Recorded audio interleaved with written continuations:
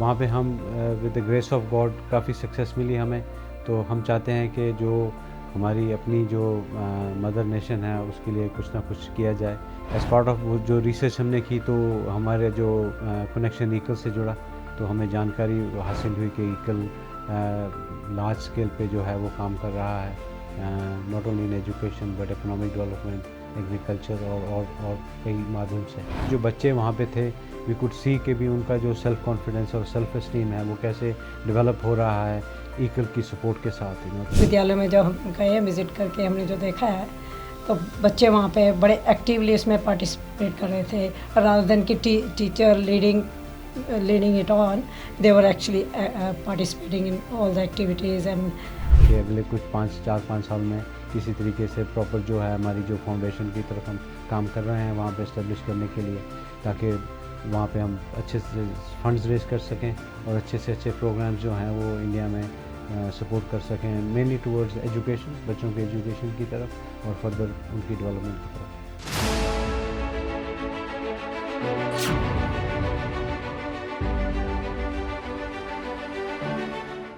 अपना गांव, अपना देश सबको प्यारा होता है, लेकिन लोग रोज़गार की तलाश में, आगे बढ़ने की तलाश में गांव छोड़ के शहर आते हैं, कभी कभी देश छोड़ के बाहर भी जाते हैं।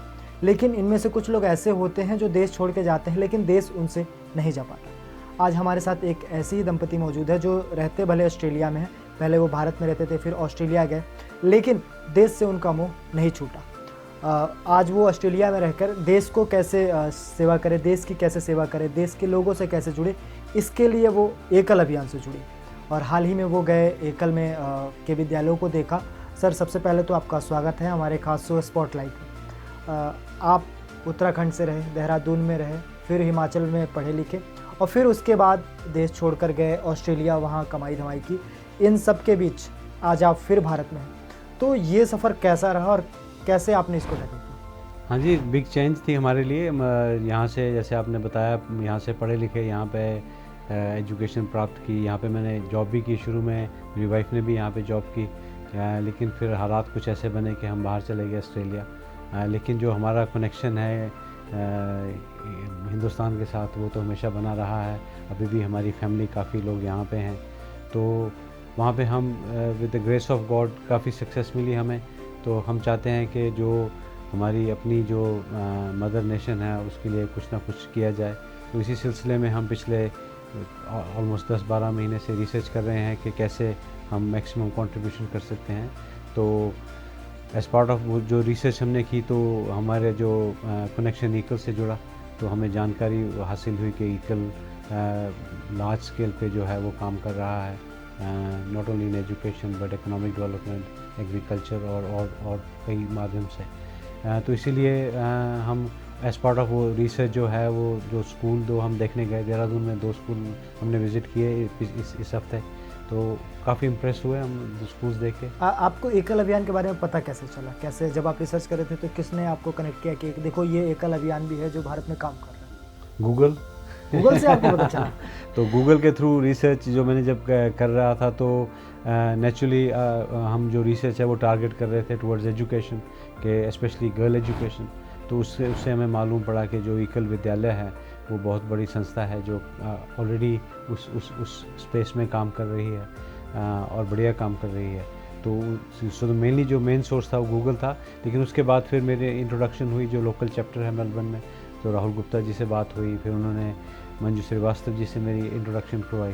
तो उस तरह से है वो आगे जो है वो सारी डिस्कशन कन्वर्सेशन बढ़ती रही। अभी आप देहरादून गए, वहाँ आपने 2 विद्यालयों का अवलोकन किया, देखा कि कैसे एकल विद्यालय चलते हैं।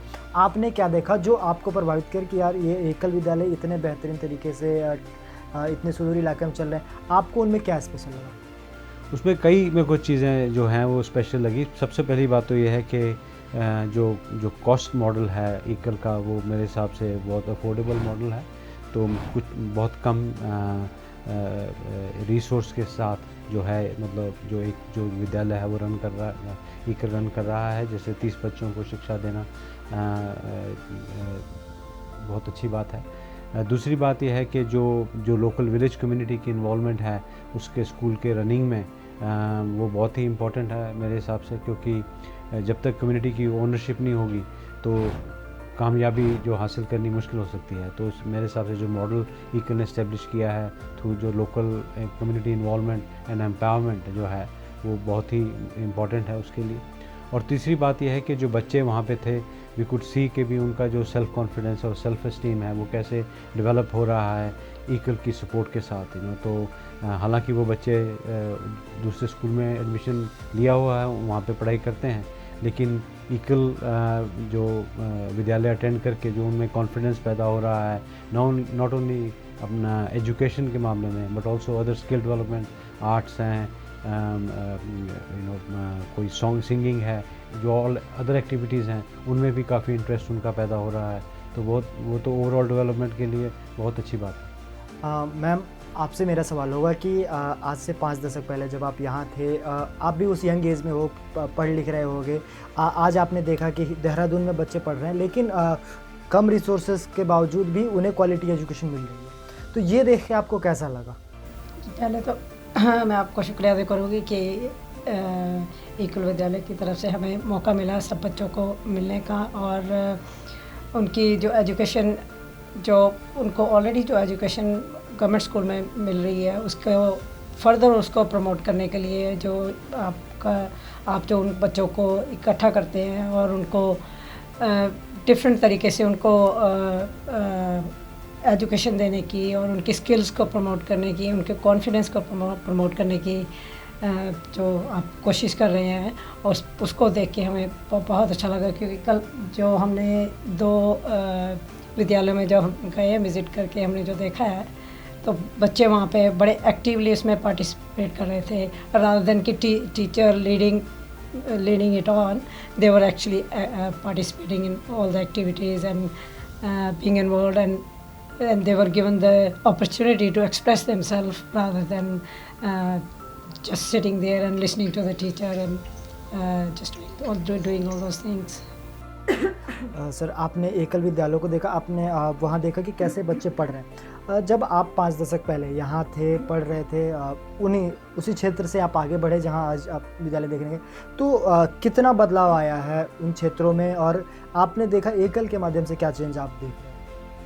आई थिंक नेचुरली इम्प्रूवमेंट्स तो काफ़ी हुई हैं, लेकिन रिलेटिवली देखा जाए तो मेरे हिसाब से जो सिटीज़ हैं वहाँ पे काफ़ी चेंजेस हैं, लेकिन उस प्रोपोर्शन में अगर आप विलेजेस में जाएं, रूरल कम्युनिटीज़ में जाएं, रिमोट कम्युनिटीज़ में जाएं, तो अभी भी काफ़ी इम्प्रूवमेंट की ज़रूरत है वहाँ पे। काफ़ी मेरे हिसाब से वहाँ पे अभी हालांकि सरकार जो है वो काफ़ी कोशिश कर रही है, ईकल जैसी लॉट ऑफ NGOs जो हैं वो बहुत बढ़िया काम कर रहे हैं, लेकिन फिर भी जो रूरल और रिमोट कम्युनिटीज़ हैं उनको और सपोर्ट की ज़रूरत है मेरे हिसाब से। तो इसीलिए हमारा जो इंटरेस्ट है वो है कि भी हम किस तरह से कंट्रीब्यूशन कर सकें रूरल और रिमोट कम्युनिटीज़ में जो बच्चे डिसएडवांटेज फैमिलीज से हैं, जो अफोर्ड नहीं, जो उनके पेरेंट्स अफोर्ड नहीं कर सकते गुड एजुकेशन, उनको कैसे हम सपोर्ट कर सकें और उनकी कैसे मतलब उनको आगे प्रोग्रेस में हेल्प की जा सके। जैसे कि होता है कि जब भी आदमी आगे बढ़ता है, जैसे मैं भी पढ़ रहा हूँ, आप भी जब पढ़ रहे होंगे, तो हम अपने गांव में, अपने घर में जो कमियां देखते हैं, हम चाहते हैं कि जब हम आगे बढ़ें तो हम उन पे पहले काम करें, उनको ख़त्म। जैसे कहीं के जैसे बच्चे पढ़ नहीं पाते, जैसे आप जहाँ से भी होंगे, फिर तो आपने ऐसा क्या देखा जो जब आप थे उस समय वो चीज़ आज भी थी और उस समय थी और आज भी वो चीज़ बनी हुई है, ऐसा कुछ रहा दिखा आपको? लोग जो है काफ़ी चेंज आ रही है। हम जैसे हम देखें जब हम पढ़ते थे, जब ये तो 40-45 साल पुरानी बात है, जब मैंने अपनी स्कूल किया या कॉलेज की एजुकेशन कंप्लीट की, आज की डेट में जो है वो डिजिटल जो है लिटरेसी वो बहुत इम्पोर्टेंट है। तो आज बेसिक स्किल्स जो हैं वो मैथ्स है या साइंस है या जनरल नॉलेज है या इंग्लिश लैंग्वेजेस हैं, वो तो सब ज़रूरी हैं, लेकिन उसके साथ साथ जो है from practical point of view जो डिजिटल लिटरेसी है वो इक्वली क्रिटिकल है, बिकॉज उसके बिना तो कोई कुछ हो ही नहीं सकता। हाँ, जैसे आप सोशल मीडिया की बात कर रहे थे, तो इट्स इम्पॉर्टेंट कि भी आपको सोशल मीडिया की जानकारी हो, क्योंकि दैट इज़ द मेन वे जो मॉडर्न जो करंट जनरेशन है वो कम्युनिकेट कर रही है। तो जब तक आपको उसकी एक्सपोजर नहीं होगी तो आपके लिए फुली मतलब पार्टिसिपेट करना किसी भी डिस्कशन में मुश्किल हो जाएगा। सर इन सबसे अलग सवाल एक होगा कि आप ऑस्ट्रेलिया में रहते हैं, वो one of the developed nation में से एक है। हम अभी डेवलपिंग कंट्रीज में थोड़ा सा आगे बढ़ गए, तो ऐसा ऑस्ट्रेलिया में क्या है जो इंडिया में नहीं है रिगार्डिंग स्किल, ये बताइए हमें। नहीं, इंडिया में स्किल्स बहुत हैं, बहुत हमारा ये जो एजुकेशन सिस्टम है वो बहुत बढ़िया है। यहाँ पे जो ट्रेनिंग दी जाती है वो वर्ल्ड क्लास ट्रेनिंग है। I think it's a matter of के भी जो वो सभी जो फैसिलिटी है वो सभी को एक्सेसिबल नहीं है। I think that's the main difference. तो जैसे मैंने पहले बोला कि भी जो गवर्नमेंट ऑब्वियसली काफ़ी इन्वेस्टमेंट कर रही है, काफ़ी काम कर रही है, पॉलिसी डेवलपमेंट है उस एरिया में, ताकि जो मैक्सिमम सपोर्ट सभी को मिले। लेकिन it's a matter of time. India जो है वो big country, big population, so things take time. But मुझे पूरा उसमें कॉन्फिडेंस है कि over time all this things will be resolved. एक बड़ी चीज़ है कि ऑस्ट्रेलिया की जब हम बात करते हैं, ऑस्ट्रेलिया के स्पोर्ट्स की बड़ी बात होती है कि वो लगभग अमेरिका चाइना के बाद वो स्पोर्ट्स में उनकी बड़ी अच्छी कोई भी गेम्स हो वो बड़ा अच्छा आउटपुट देते हैं, चाहे सिर्फ क्रिकेट ही नहीं, बाकी जो भी गेम्स है उनमें। तो इंडिया, जबकि जैसे कहे थे कि एक ऑस्ट्रेलिया हर साल जन्म दे देता है, मतलब इतनी पॉपुलेशन है, लेकिन उतना होने के बाद भी ऑस्ट्रेलिया कैसे इतना आगे, हम क्यों पीछे? एक बेसिक डिफरेंस क्या है? ठीक, पॉपुलेशन मेन डिफरेंस जो है, पॉपुलेशन ऑस्ट्रेलिया जो है वो 25 मिलियन की पॉपुलेशन है, तो इंडिया के हिसाब से देखा जाए तो बहुत कम पॉपुलेशन है, और इट्स अ बिग कंट्री, और काफ़ी नेचुरल रिसोर्सेज हैं, लॉट ऑफ वेल्थ। तो उस बेसिस पे जो है उनकी जो प्रॉब्लम्स तो वो सारी वही हैं, लेकिन स्केल की बात है तो जो इंडिया की जो स्केल है वो बिग है। तो ओवर द ईयर जो है देख ही रहे हैं कि भारत बहुत तरक्की कर रहा है, कई स्फीयर्स में वो बाकी कंट्री से आगे है, इवन ऑस्ट्रेलिया से भी आगे है। लेकिन जो मेन जो है वो पॉपुलेशन का धीरे धीरे जैसे एजुकेशन बेटर हो रही है, अवेयरनेस बेटर हो रही है, एम्प्लॉयमेंट सिचुएशन बेटर हो रही है, तो मेरे हिसाब से ओवरऑल जो प्रोग्रेस है वो अल्टीमेटली सभी को बेनिफिट करेगी। एक और सवाल की बात हो रही है इस समय ट्रांसफॉर्मिंग इंडिया की, पूरे देश में ट्रांसफॉर्मिंग इंडिया की बात हो रही है, और एक चीज़ बहुत ट्रेंडिंग में है कि पिछले 10 सालों में विदेश नीति भारत की बहुत अच्छी हुई है, भारत के विदेशों में इज्जत बढ़ी है। तो आप वहाँ ऑस्ट्रेलिया में हैं, इस चीज़ को कैसे देखते हैं कि क्या सच में वाकई में भारत अब वर्ल्ड लेवल पे ऊपर उठ के आया है, दुनिया भी अब भारत को जान रही है कि हाँ भारत एक महाशक्ति है, वो आगे आ रहा है? बिल्कुल। अभी पिछले मैं बोलूँगा कि 10-12 साल में जो है भारत जो है इंटरनेशनल स्टेज पे काफ़ी एक्टिवली इन्वॉल्व है। वो बहुत ही ज़रूरी है। मतलब इंडिया जो है its largest democracy in the world, तो और इसी वजह से जो है दुनिया इंडिया की रिस्पेक्ट करती है, क्योंकि यहाँ पे फ्रीडम ऑफ स्पीच है। सभी को अपने लीडर चुनने का हक है, यहाँ पे सभी को वोटिंग का हक है। तो उस वजह से जो है बहुत अच्छी बात है कि जो इंडिया की जो इंटरनेशनल जो डिप्लोमेटिक इन्वॉल्वमेंट है वो बढ़ रही है। अभी पीछे जो भारत ने ऑस्ट्रेलिया और जापान और यूएसए के साथ जो पैक्ट साइन किया है ताकि वो